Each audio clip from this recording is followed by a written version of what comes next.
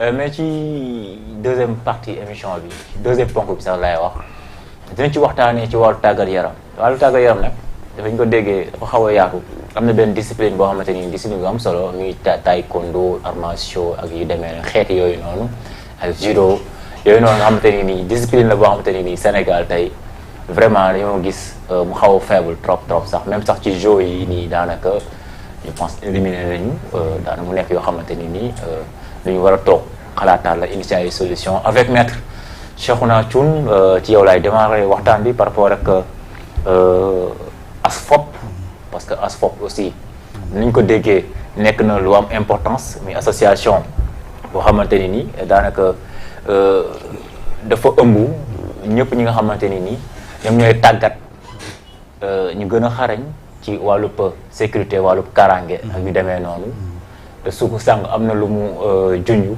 parfois nga gis benn koo xamante ni nii moom bon sécurité lay yëm gardien la mais daanaka man mii sax mu ak xaw a ëpp kooku noonu moom bu ñu ko buuxee est-ce que gars yi dañu bëgg saay dañu bëgg duñu ko am yooyu na yëpp c'est des choses yoo xam te war nañu koo waxtaanee tey occasion la mais balaa boobu ñu ñëw ci ASFOP nga ñëw ci par rapport ak ASFOP li nga xam te moom mooy sa vocation.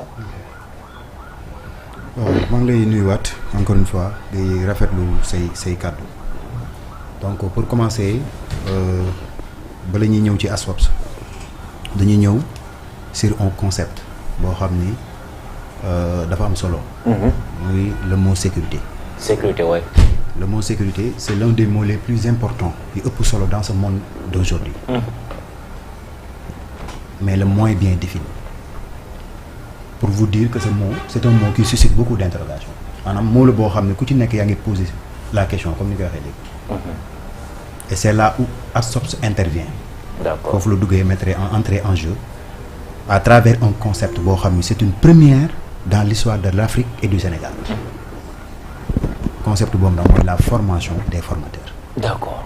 C'est la première fois ñu dégg dans la sécurité privée on parle de formateurs confirmés en sûreté sécurité loolu nag je ne cesse de le dire c'est grâce à un expert Maître Wade à qui son programme a été validé par les Nations Unies mu doon ku mag ku Sénégal war a delloo njukkal vraiment ku ko nit la koo xam ni ku ko jege rek di nga xam ni sécurité du lu ñuy fooy di nga xam ni xam-xam rek moo wóor.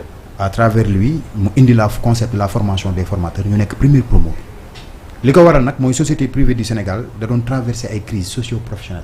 D'accord. li ko waral mooy manque de formateurs confirmés. C'est vrai il y avait nos anciens on peut dire ça ñoo fi nekkoon di jéem a doxal métier bi c'était des anciens ñu bari ñi ngi fi woon vraiment bu ñu deful woon bu ñu tegul woon xeer bi ci yoon bi amaana li ñu bëgg sur le terrain mën nañ ko bañ a gis mais nekk nañ fi di bay seen waar mais à partir de la formation des formateurs ci lañ amee des formateurs confirmés.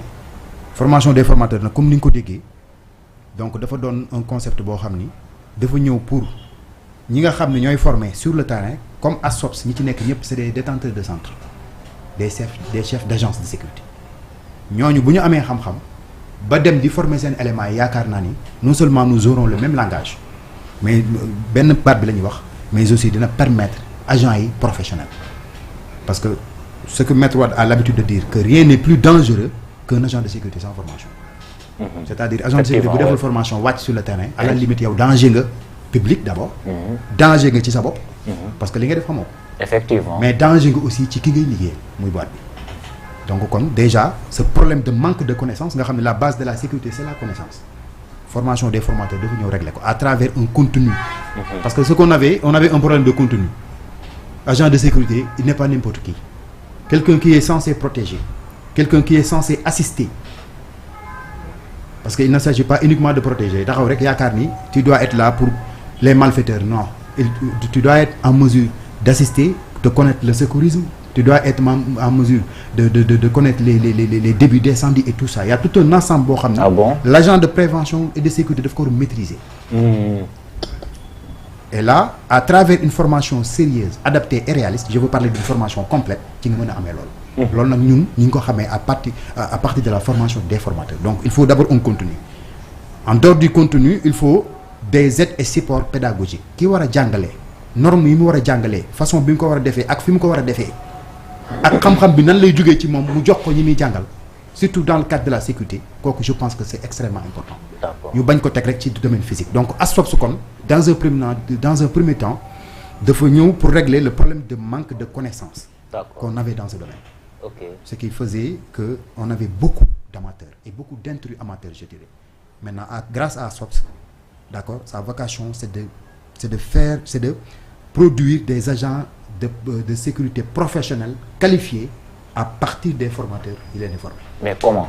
Formation yi na lay demee. Voilà, je l'ai expliqué donc tantôt comme je l'ai dit déjà pour ki nga xam damay ñëw ci ki nga xam ni dafa yor agence de sécurité ki nga xam dafa yor agence de sécurité dafa war a nekk en mesure de pouvoir former ses agents bu fekkee moom dafa yor agence bi mënul former ses agents il doit pouvoir ñëw jël un formateur confirmé en sûreté sécurité ne ko gérer ma les agents de sécurité. D'accord. Donc les agents de sécurité doivent être formés comprendre nga pour pouvoir s'adapter là où ils évoluent sur le terrain. D'accord.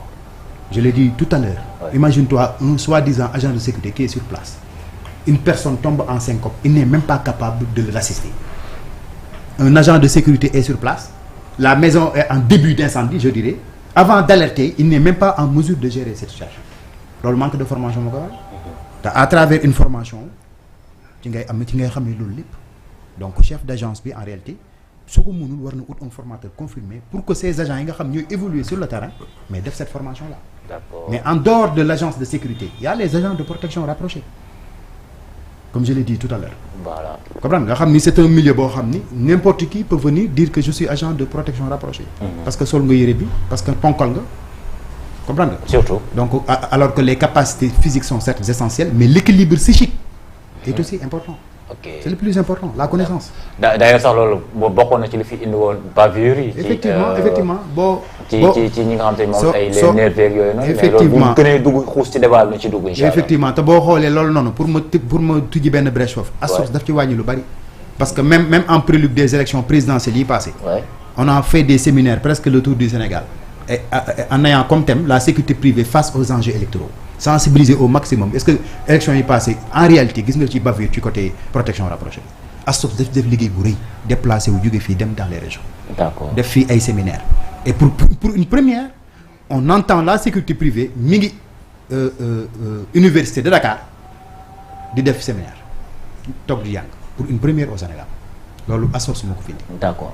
C'est vrai que ñun suñu réalité mooy que ni bu amee yaram boo costaudé rek nekk soit nga nekk mbër bu amatoo yaakaar avenir ci làmb ji. Effectivement. Wala nga dem ba entraîner ba taxaw rek après ci lañ lay soxla te alors que formation bi continue bi boo ko yorul loolu danger la. Effectivement c'est ce qu'il vient de dire. xam nga il a parlé des arts martiaux avant ñu ci ñëw mais arts martiaux boobu sax da ngay gis ku ko def. yaakaar ni art martial bi moo ko mën a permettre mu mën a protéger te faire pratiquer les arts martiaux et protéger quelqu'un ça n'a absolument rien à voir. D'accord. Comprendre nga ça peut être un atout nag pour la personne. Mais ça n'a absolument rien à voir. La protection rapprochée dafa am connaissance spécifique qui permet à la personne d'être un professionnel dans ce domaine. D'accord. Protection boo approche boobu ngay wax après nañ ñëw ci protection sociale.